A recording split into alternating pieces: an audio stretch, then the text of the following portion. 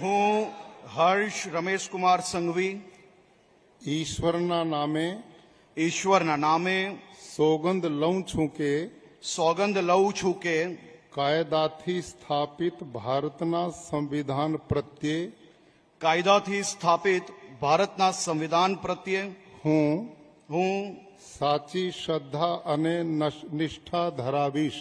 સાચી શ્રદ્ધા અને નિષ્ઠા ધરાવીશ. હું ભારતના સાર્વભૌમત્વનું અને અખંડતાનું સમર્થન કરીશ.